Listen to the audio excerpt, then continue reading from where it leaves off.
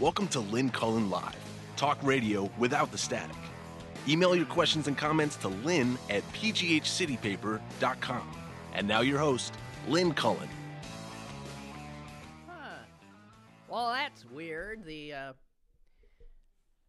I was fiddling around with this thing on my dashboard, and there's one little place that can show different things like the temperature or the date, and I decided I'll put the date on because the temperature is also over there. And so I put the date on. I never know what the date is. Everybody, anybody who's asked me what the date is, I'm good if I get the day of the week and forget the numbers. But I looked at it and I noted this will be good for knowing. And my car dashboard said it was April 22nd. I got in here and it says it's the 23rd. It's the 23rd? Well, I'll tell you what. From now until I part ways with this vehicle, it will be one day off in the date, because I'll be damned if I'm going to bother looking into fixing it. Do you ever get around to those things? I never do. Okay, so that's that. That is a way of avoiding starting the show in any... Oh, God, Mondays! I'm sorry, I'm foggy. I'm still thinking about the beautiful weekend, which has continued. We have sun. Ladies and gentlemen, we have sun. Don't look at the forecast for tomorrow, but we have sun. It's wonderful. I mean, you saw people were all over the streets yesterday. They're like blinking like bears coming out of hibernation. Blinking in the sun. Way to go, Pens. Although, frankly, Friday night, you should have... Anyway, way to go, Pens. And what else is there that I haven't paid any attention to? I'm sorry. Some days you're on and some days you ain't. And unfortunately, I don't think I am today. I just can't put two words together. I'm loath to jump in to this because I don't have anything that makes you happy, and I really want to. Well, here's a thought.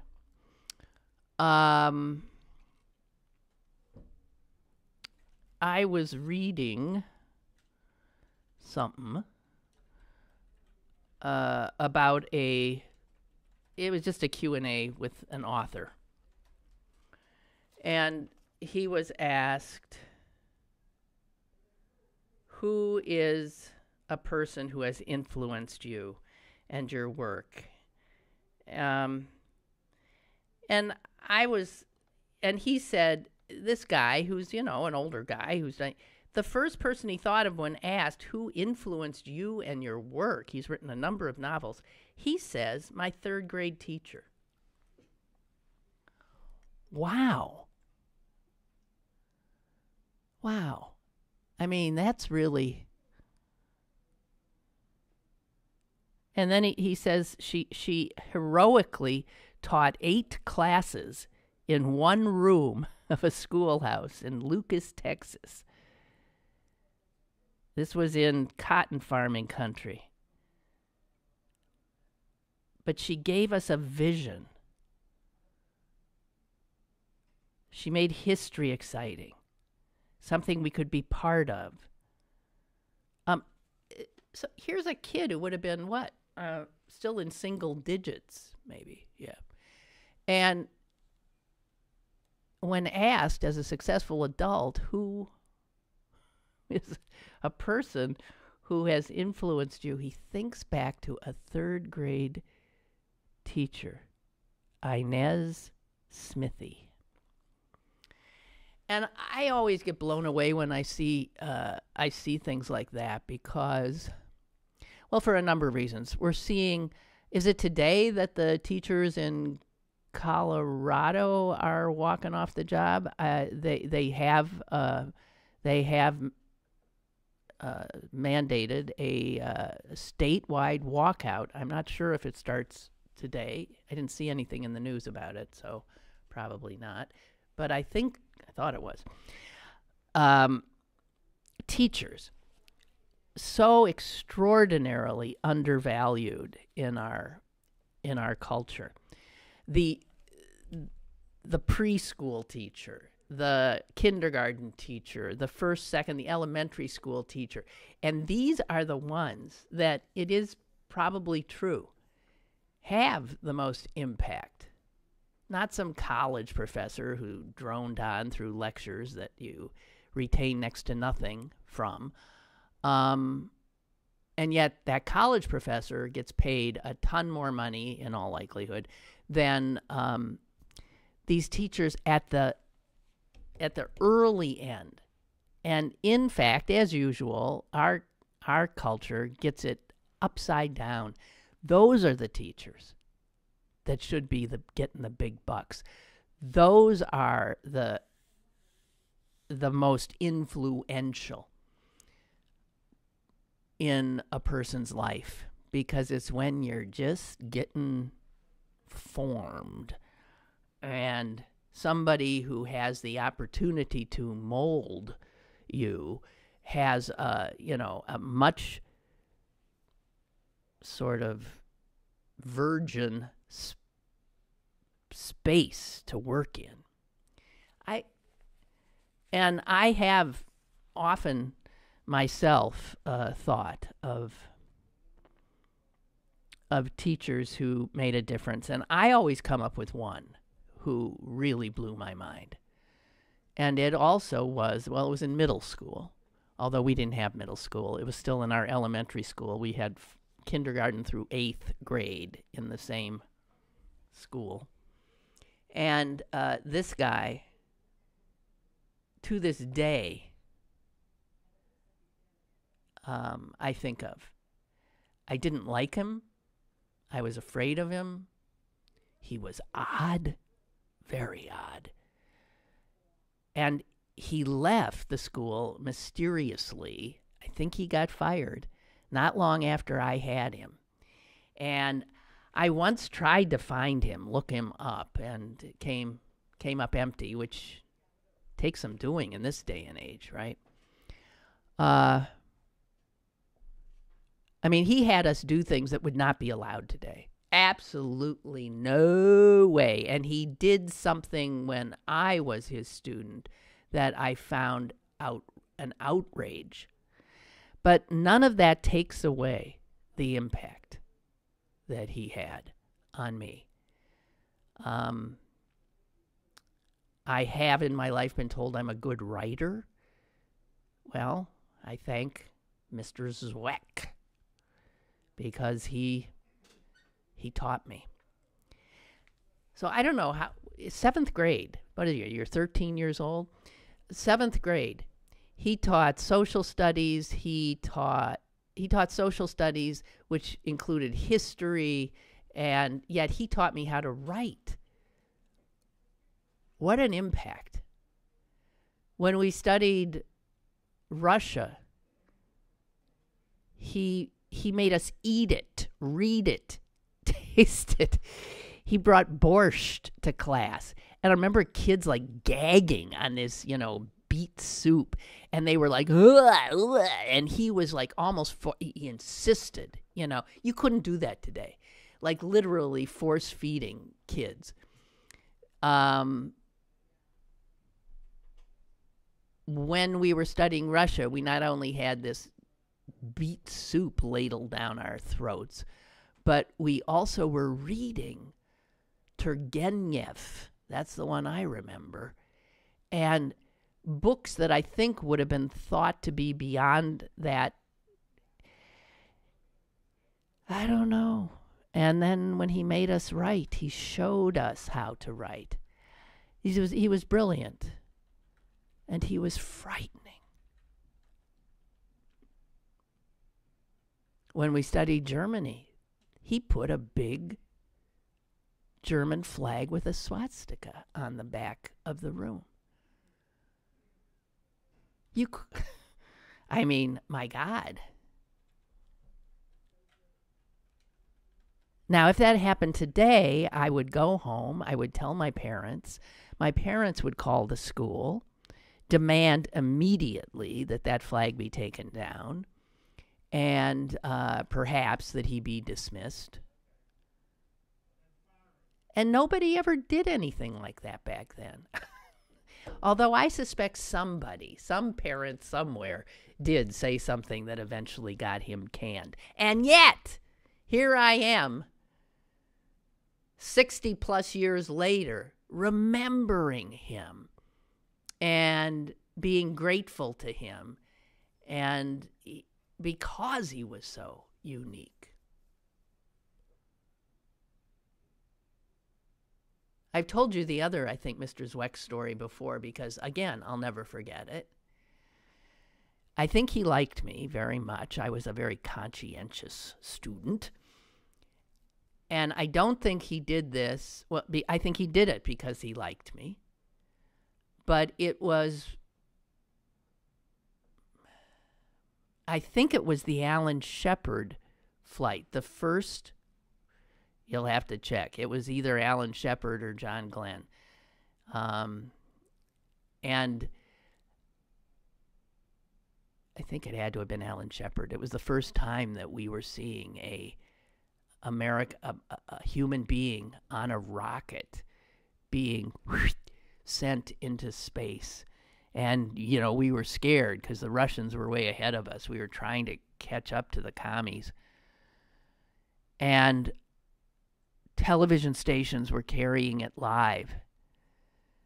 And Mr. Zweck brought in this little teeny television into the room. And he said, "This is historic. You will remember this day." And he came over to me and he told me to get out. He said, I want you in the hall. And I said, "What?" He said, "I want you in the hall." And he actually walked me out to the hall.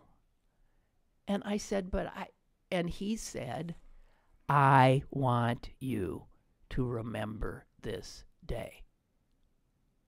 And he left me in the hall and walked back into the class. I didn't get to see the rocket with Alan Shepard go up. What an odd man. But I think he really wanted me to remember that day. And isn't it interesting? I don't quite, because I'm not sure if it was John Glenn or Alan Shepard, but I think it was Alan Shepard. And he knew that the way for me to remember it was to be denied seeing it. I mean, how odd. What an odd human being. And I think, I also, as I look back, I think he was gay. And we didn't even know from gay then. I mean, it wasn't even something, I wouldn't have known what a homosexual was. I think as I look back and I start putting things together, he was just this, not the norm in any way. And I don't know what exactly got him thrown out, but something did. Could have been the gay thing, could have been swastikas, could have been force-feeding kids food they didn't want to eat. I don't know. But man, did you learn. And we would not allow a teacher to do any of that today. So, I'm just saying. And you could do something my brother did about 10 years ago, because the teacher that he always thought of as influencing him so much was a science teacher in the same school in 7th and 8th grade, Mr. Schlender. And he was amazing. And I had him too. But my brother tracked him down and thanked him and said, I don't know if you would remember me, but boy, I remember you. And I just want to thank you. That'd be a great thing to do. I'm sure I've waited too long, because anybody who taught me is in those early years is likely dead. But boy, what a great thing to do. I'm just saying. Yeah? You got someone in your life that had some extraordinary impact, and you think of them every once in a while, but you never told them? I can't imagine what would be more gratifying for a teacher than to get a letter like that from a student. Really. All right, I'm done. Sorry. I'm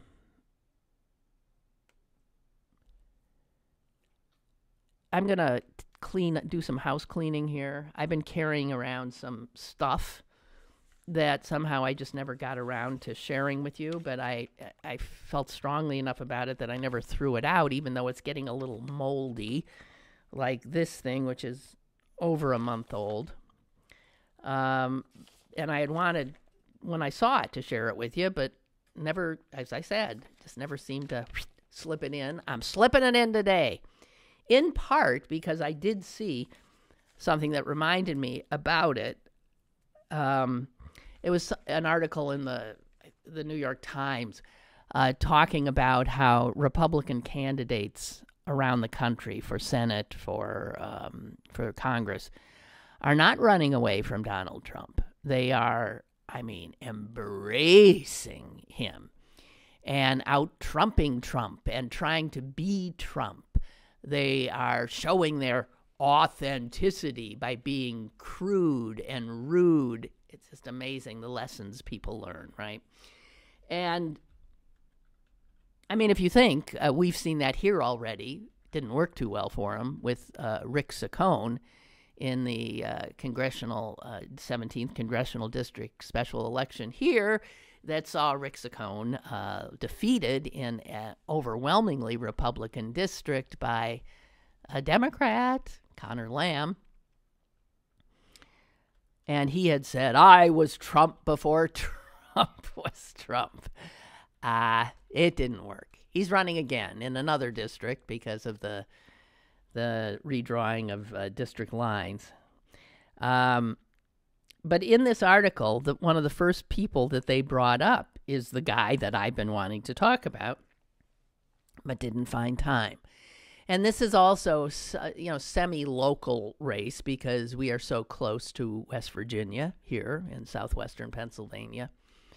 And this is somebody who is running for the Senate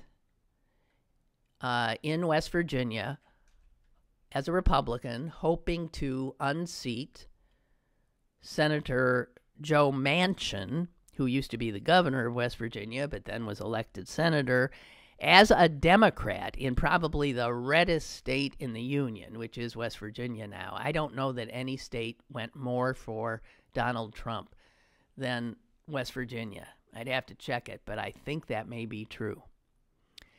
And yet, all of those people voting for Donald Trump also did put Joe Manchin in the Senate 6 years ago. Joe Manchin is considered one of the, vulnerable Democrats facing re-election. One of the reasons you hear that to take the Senate back from the Republicans is almost impossible, since almost all of the senators that are up for re-election in this election cycle are Democrats. Overwhelmingly, they're Democrats, something like 26 of them or something. I don't know. And very few Republicans are having to defend their seats. And many of the Democrats who are defending their seats are representing states that went sometimes overwhelmingly, like West Virginia, for Donald Trump. So these are openings, actually, for Republicans to gain seats in the Senate, even as it's widely assumed that the Democrats will take back the House. Who the heck knows? So there are 3 men running to be the Republican nominee in West Virginia. And Trump, when he made a recent appearance in West Virginia, was flanked by 2 of them. And he didn't, as far as I know, endorse either, but he was giving both the opportunity to be seen with him. He spurned a third. And the third is very possibly going to win the Republican nomination. It's not clear, but the other guy who is running to be the Republican candidate taking on Joe Manchin is a guy whose name you should recognize. It is Don Blankenship. Don Blankenship. He's the guy who should have gone to jail for the rest of his natural life, but ended up getting lucky and went to jail for only, I believe, a year. He hasn't been out very long, and he is, in fact, still on probation. One of the reasons the establishment Republicans don't want Don Blankenship running, they've already seen how it went with Roy Moore. They're thinking we don't need an ex-con on probation representing the Republican Party. Blankenship, as you will recall, was the owner of the coal company that saw 29 of its miners killed. And it was largely understood in that deadly. Why am I blanking on the name of that mine? That he was somebody who flouted, who disregarded all the federal safety regulations. Massey Energy. Massey Energy was his company. And, I mean, there was so much evidence that he should be responsible, literally, for the deaths of those 29 people. But he got lucky, spent a year in jail, and when he came out, he immediately, because he's rich as hell, started running ads all over West Virginia in an effort to rehabilitate himself, and instead suggesting that in some of the spots, he goes after Barack Obama and Joe Manchin, and suggests that they have blood on their hands, that they somehow were responsible, that they were part of a conspiracy to imprison him. It's absolutely extraordinary. But he's running ads because of all the money, telling West Virginians that he is essentially Trump incarnate. And they know he is. They know Blankenship. They know him very well. And it could well be that he's going to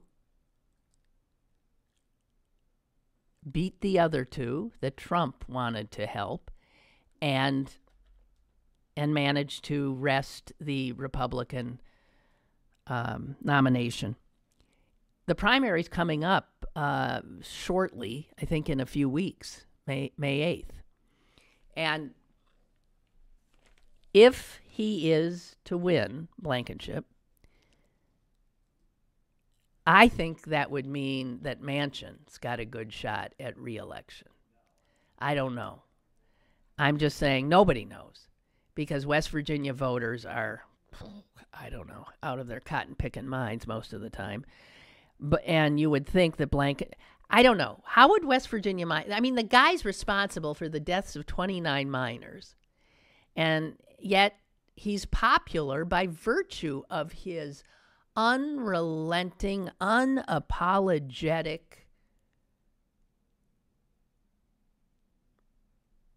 pugnacious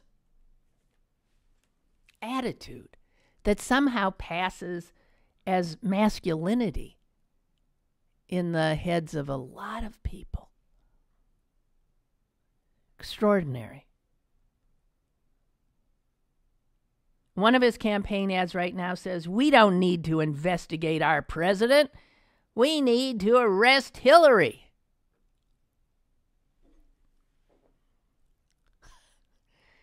God. And to think that would make people vote for him.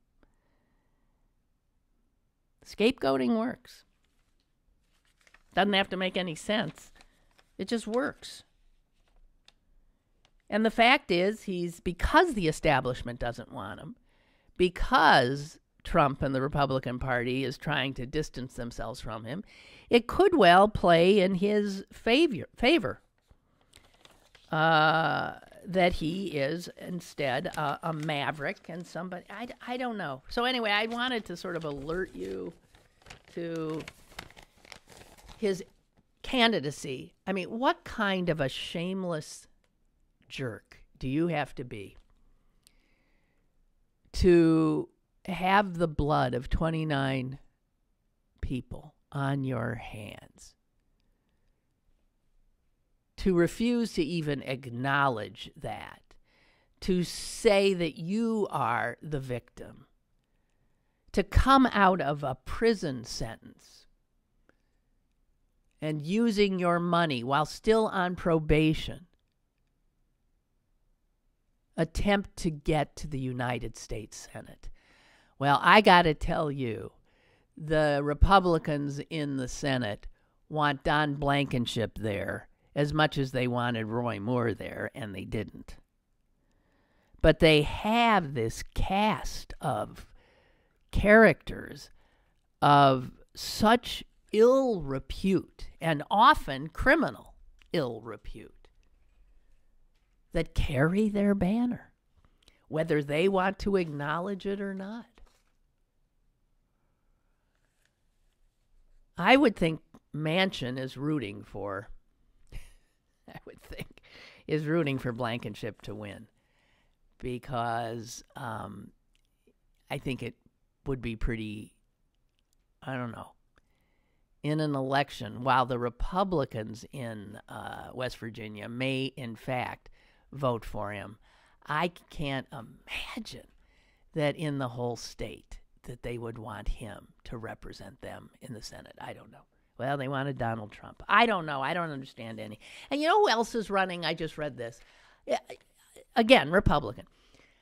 A guy with no experience. Okay, no experience. He's never even run for dog catcher. But he sees an opportunity.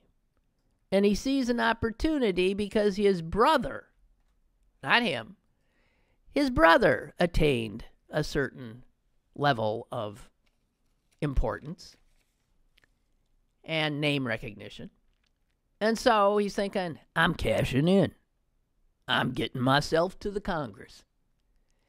And this guy's name is Greg Pence. Yeah, he is the vice president's brother, Greg Pence. And he is running in a very safe Republican district in Indiana, where his brother is from as well. And he has refused all interviews. He's never attended a candidate forum. He is that dismissive of having to in any way prove himself worthy of someone's vote. He's just figuring, there it is, Pence on the ballot. And I know most people don't pay any attention. And they're going to see Pence and R, and I'm in. I'm in. Now, he also has a primary to get through. He only has one serious challenger. But it's unknown whether that's going to be enough.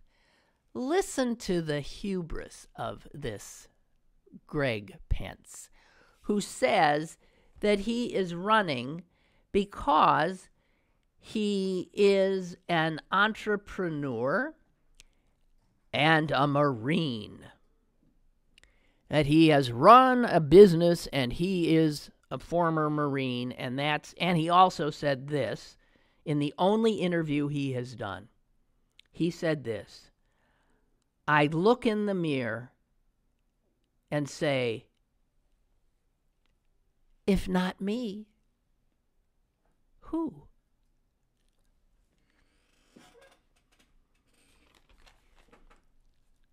Good God.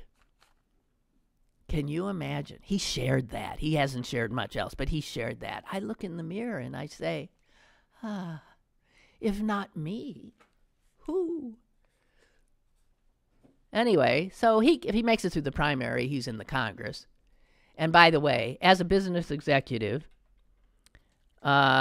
he drove a business totally into the ground, bankrupt, and ended up being assessed over $8 million in penalties by the state of Indiana for the environmental damage caused by his company that he ran into the ground. So that's the business executive part of him. Unbelievable. Also, he found himself on a local bank board, and he was forced, well, the bank had to sue him. It's not often that a board of directors agrees to sue one of their own members, but in this case, they had to sue Greg Pence because they were trying to recover $4 million in debt that he had personally guaranteed. And unfortunately, it didn't work out well for the bank. They ended up recovering mere pennies on the dollar. So this is Greg Pence, whose claim to fame is his brother got somewhere, and he ran a business into the ground, and he was fined by the state for polluting the state, and he thinks he should be in the Congress of the United States, and could well be, because he looks in the mirror and says, if not me, who?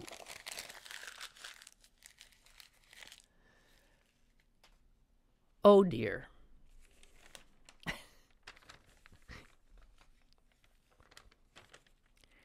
I don't think you can find a woman who's not told to smile all the time.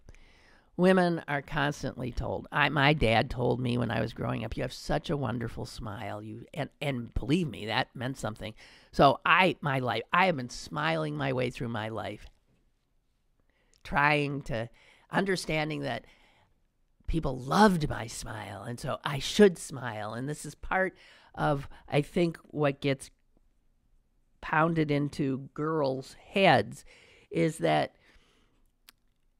people like you when you smile, when you are pleasing to their sight, in their sight, right?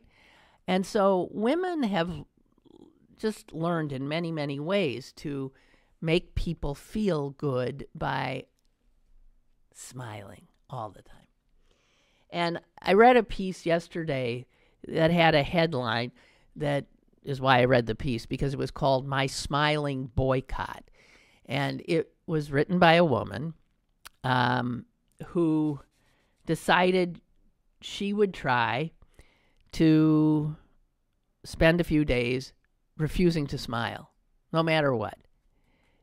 To be a woman in America going through life without smiling at people. And you know what? She couldn't do it. She couldn't do it. She failed. She didn't even get through the first afternoon. And she had wanted to gauge people's reactions to her not smiling.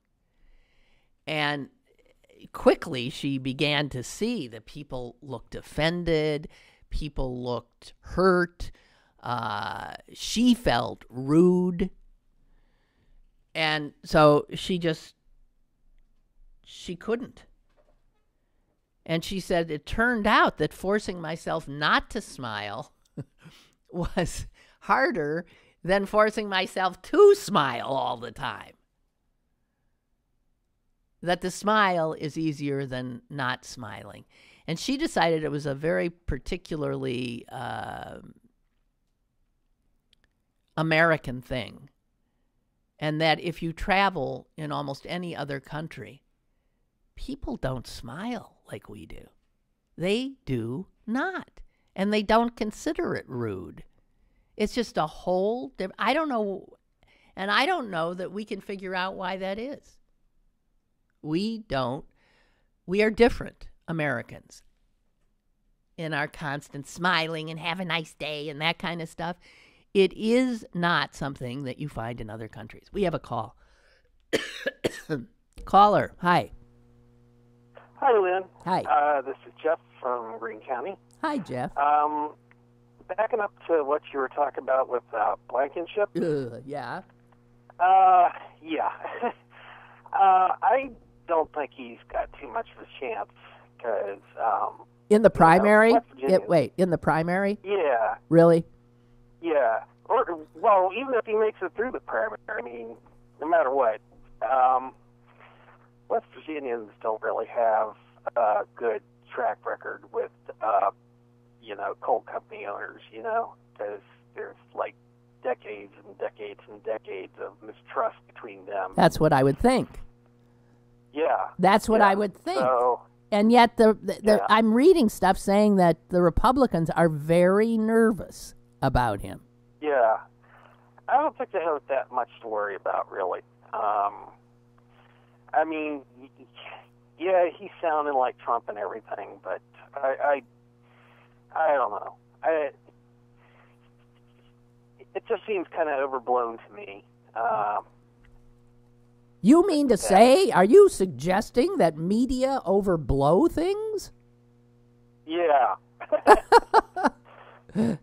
So, but, yeah. Well, I'm glad to hear it. I'm mean, glad to hear what you're saying. Yeah. I mean, it's West Virginia's kind of conservative, yeah, but it's like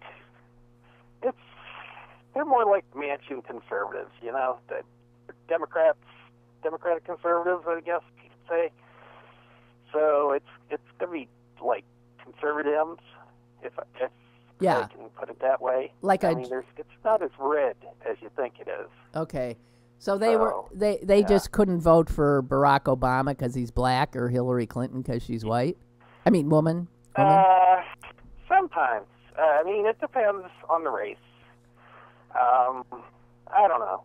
But you'll find even like where I'm at, I mean, we voted for Trump, but we also have like our state representative is a Democrat. So, and who we had for a few years for here, first, our representative was a Democrat. So we had, even for a while, we had, what's his name? You had the speaker of the, wasn't he from Greene County? Yeah. The guy who ended up in jail. Yeah.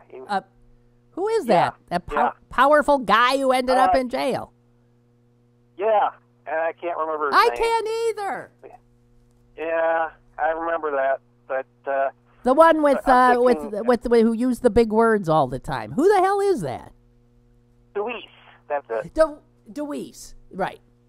Yep. Right. Yeah, we had him, and Yeah. I'm trying to think of the member of U.S. Congress that we had that originally came out for the Iraq War and then came out against it, which I was going, yay. So, I mean... Yeah, okay. We got our... Okay, we so... got our, like... Whole country's got its, like, democratic side, too. So. Okay. Well, I just hope, because you're within spitting distance of West Virginia there, I hope you're reading it right. And we don't have to worry about... He's just the worst man. I think the Manson's pretty safe because he's pretty popular down there. So he was a popular governor when he was down there, and I think he's pretty safe in that seat. Okay, I'm hoping. Okay. I hope you're right. Thank Yep. you. Appreciate the call. Okay. Bye. Thank you. Yeah. Thank you. Bye bye. That's our Greene County correspondent, I guess. Yeah, DeWeese. What a character that one was. Anyway, so back to smiling. It turns out that Canadians and Americans smile more than anybody. So it's a North American thing. And this person, this article, posits that it's because both Canada and the United States are relatively new countries, right? And they are countries that pretty much genocided the native population.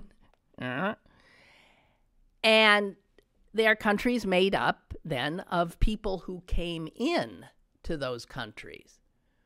You know, that's unlike, European countries where the French were the French and the Germans were the Germans. And both Canada and the United States were settled by people from other places who spoke different languages. And one of the ways that people who don't necessarily speak the same language is through, smiles and body language. So that's one, I don't know. These are just people making things up because they don't know. But there was a study done just two years ago that truly showed that Canada and the U.S. have people that smile more than those in other countries. And I'll tell you, I can't speak for the Canadians, but it ain't because we're happier. That's not it. So there's something cultural involved. And I don't know. It's also known about smiling, two other things known about smiling, that the more corrupt a society is, the more its citizens see smiling as suspicious. They see someone smiling and they see in that smile treachery. That's interesting. So in a corrupt society, smiling is looked at with suspicion. Scientifically, it is known that if you force yourself to smile, by virtue of the muscles being used to pull your face up into that smile, your brain gets certain signals. They're smiling. And that then is interpreted in the brain as being happy. So it has been proven that when you force a smile, you don't feel like smiling, but you smile, you end up feeling better and producing perhaps actual feelings of happiness. It's very akin to other studies showing that people who get Botox, mostly women, people who get Botox injections, who then ends up sort of like freezing paralyzing the muscles around the mouth and the eyes, so that when they smile, they can't quite do it. It doesn't, their eyes don't twinkle anymore. The smile doesn't quite work. And because of that, it is found that people who've gotten a lot of Botox don't feel as much. What is this? Am I remembering this right? They don't feel as happy. They don't feel as much empathy. Their emotions get frozen too. I don't know. Oh, and speaking of looking different in Botox and plastic surgery kinds of things, anyone see Kellyanne Conway yesterday? Someone pointed it out to me that they had watched some Sunday show that she'd been on, and that she didn't look the same. And that's clearly something had happened to her eyes and even her face.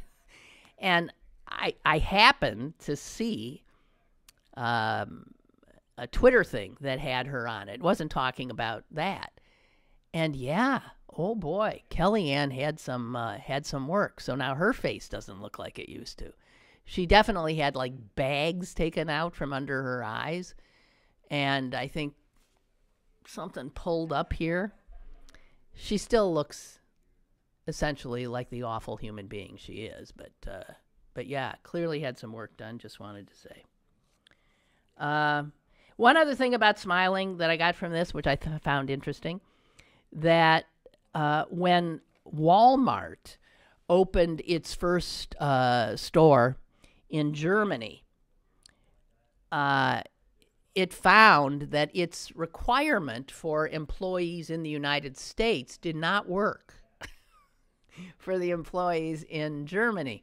Because if you work for Walmart in the United States, you are told that you are supposed to smile at customers. Always smile at your customers. And the Germans, like, freaked. Just showing how this is a cultural thing. They thought, what? I mean, we're supposed to be smiling at these strangers we don't even know?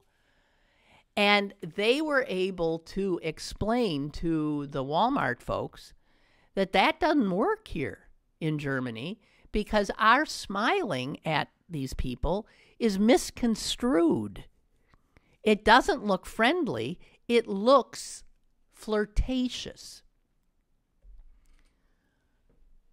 So Walmart scrapped it. They said, all right, don't smile. Don't smile, because otherwise, I guess in Germany, customers would say that they were being sexually harassed by the employees they were flirting with me all the time. They kept smiling at me. Odd, huh? I don't know why Americans smile as much, but it'd be interesting to try to get closer to why that is. I don't know that I'm buying we're all immigrants thing, and so we smile as a way of communication. I don't know. But I find it interesting that one woman trying not to be the nice smiling woman couldn't do it. And I know I couldn't. I couldn't simply because it would feel rude. It would feel really rude. And I think when I encounter people who don't smile, it's hard for me to like them. It's weird. I don't know. Anyway, I look forward to other finding out some more about why that is.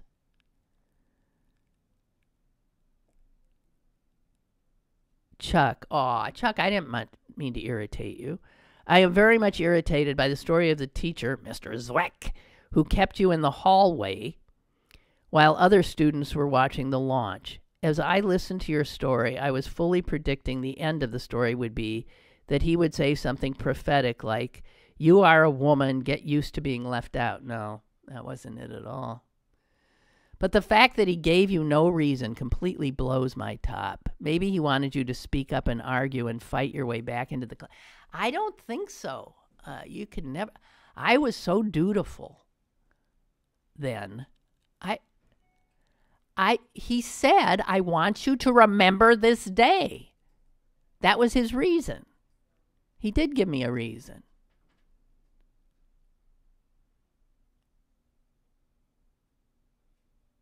No, it was a very mean thing he did. I agree.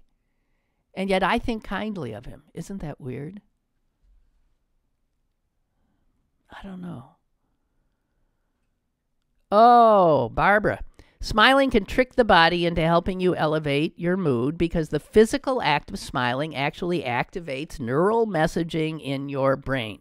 A simple smile can trigger the release of neural communication-boosting neuropeptides, as well as mood-boosting neurotransmitters like dopamine and serotonin. Think of smiling like a natural antidepressant. Smiling can also boost your overall health.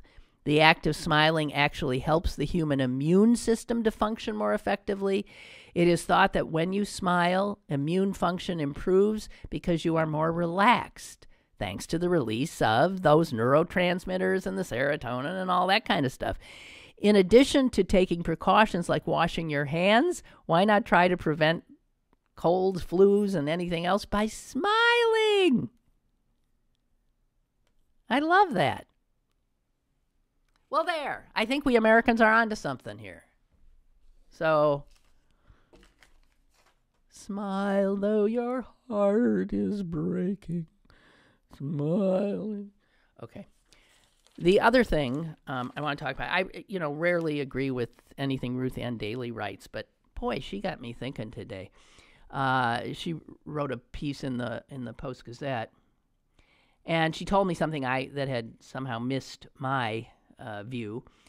It's this. Brian Davis, the play-by-play announcer for the NBA's Oklahoma Thunder, was suspended for one game last week because he exclaimed after a thrilling but risky move that guard Russell Westbrook must be out of his cotton-picking mind. That's what he said. My God, Westbrook, out of his cotton-picking mind to be doing that. He was suspended for that.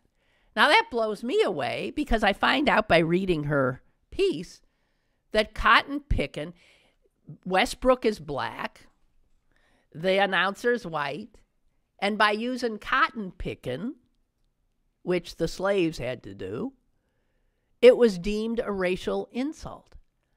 Whoa! Twitter erupted. The guy's immediately suspended for a game. I got to tell you something.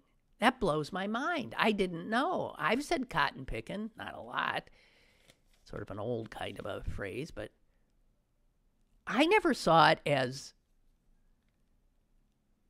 racist or derogatory. And her thing is all of that, people not meaning any offense. You mean we can't say cotton picking anymore? And it made me think about, it was very soon after I'd come to Pittsburgh. I was in the newsroom at WTAE, and I think it was a producer, it was a woman producer, somebody I liked. She said in the course of conversation, yeah, so I Jewed him down. And I was so stunned. I had never heard anybody say that. I never heard it. I immediately understood what she was, clearly in context, she was saying she got a cheaper price. And the verb she used was Jewed? Had never heard that. I can't believe I got to the age of, 30-something and had never heard that. And I was just sick about it. And then I thought, my God, she's an anti-Semite. And then I thought, no, she's not. She probably doesn't even occur to her that my reaction to that is not the same.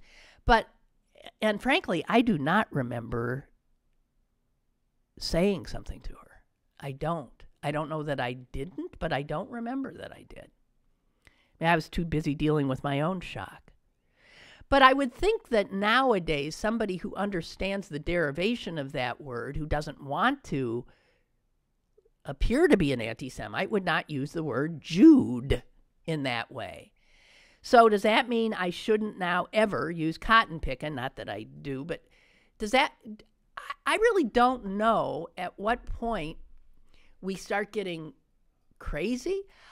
I didn't realize that the word gyp, which is something I used, sort of like Jude and gypped, gypped, derived from gypsies. He gypped me. Gypsies. They're supposed to be, and Jude, me down. Those are two stereotypes of two entire peoples. Two peoples that, by the way, were targeted for extinction by the Nazis, because when you're a people that has been subjected to this cartoonish stereotyping forever and ever and ever, you cease to be wholly human. You become vermin, right? So once I realized that where gyp was coming from, I never said it again, ever. But And then I saw, I don't know why all of this happened today. I saw that Trump, on his tweet storm this weekend, called again Chuck Todd's the sleepy-eyed Chuck Todd. And there was all this hoo-ha on Twitter about sleepy-eyed being anti-Semitic. And again, I'm a Jew. I never heard that. It is. And then somebody clearly showed how in Nazi Germany, they actually put out pamphlets on how to spot a Jew, how to know a Jew. And it was all these just physical traits, dark curly hair, large nose, full lips, something about our ears. And it also said that we had sleepy eyes. And first of all, I didn't know Chuck Todd was a Jew. He is a Jew. Chuck Todd? He doesn't look Jewish. Anyway, so people were saying that the president using sleepy-eyed Chuck Todd was again doing dog whistles to all of his alt-right fans, because even if Trump doesn't know it, someone in the White House knows it, because they're, I don't know, sleepy-eyed? So as we start finding all these things out, do you immediately start policing your vocabulary if you know something causes offense to somebody else? Ruth Ann brings up another thing. The word guerrilla, G-U-E-R, like guerrilla fighters. Now, I know a million people who, when Vietnam started and we heard about the guerrillas fighting there, and we knew it was a jungle, we just thought it was literally gorillas, primates fighting. I did. I misunderstood it. But apparently the word guerrilla, she says, G-U-E-R-I-L-L-A, is from the Spanish for the citizen soldiers who fought against Napoleon. I did not know that derivation, but that's it. That's where guerrilla comes from. And it also is used in the tennis world, this I did not know, to describe aggressive tennis moves. And that's been going on, she says, for a couple of decades, some kind of guerrilla move and she says that a white announcer used it to describe Venus Williams. Hey, she's playing some some real guerrilla moves there. And some people heard it as gorilla, saw it as a racist comment about Venus Williams, and this guy was fired by ESPN. Which again reminds me of somebody a long time ago using the word niggardly, meaning penny pitching, right? Which has you look at the derivation of niggardly, it has nothing to do with the N-word. It has nothing to do with any stereotype. I mean, niggardly, you would think, oh, that's one that would belong to the Jews, right? If it has to do with pinching pennies. No, it has the derivation has nothing to do with that, because the person used the word niggardly, and a whole bunch of people who don't have much of a vocabulary assumed it to be a racial stereotype. I think that person got canned too or something. At what point are these things legitimate? Like, I think Jude and gypped, it's legitimate. Lose them. Is cotton picking legitimate? Because as Ruth Ann points out, her mother was from a large and rather poor family in Texas, and her mom picked cotton as a little girl all the time. She was a cotton picker. But I'm willing to, I just don't know. It got me all mixed up. But the niggardly thing and the gorilla thing, is the cotton picking thing like that? I mean, it's just, again, this thing where we're so quick to take offense. I know I'm over.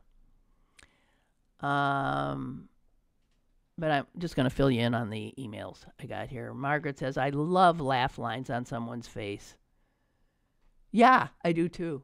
It makes them look nicer. But some women just see them as wrinkles. Josie says, while in Moscow, I was told smiling for no reason is viewed as disingenuous. I was advised to not smile at strangers. See? Oh my. Well, they live in a corrupt society.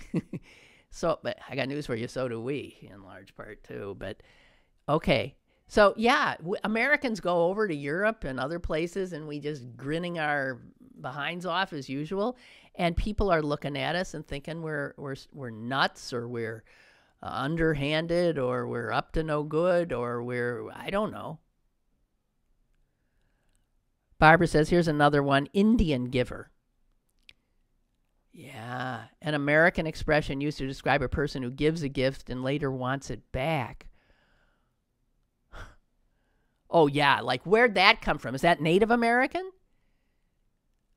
Like they gave us a gift and wanted something in return? Ha ha! Oh, man, I don't think that's really what played out, did it? Yeah.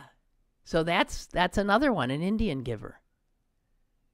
What about a Chinese fire drill? I never understood what that was either. But are all those words, I don't know. I took this up too late in the show.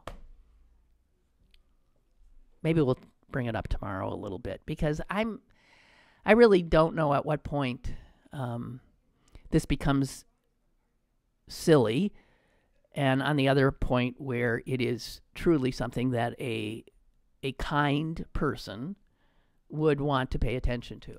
I don't know. I am flummoxed. Okay, guys, that's it. I went over. Get outside if you can today and enjoy that blinding sunlight. It's wonderful. Bye.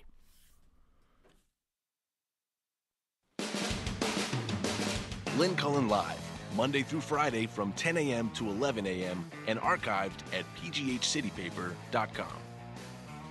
The opinions expressed on Lynn Cullen Live are those of the host and do not necessarily reflect the viewpoints of Pittsburgh City Paper or its advertisers.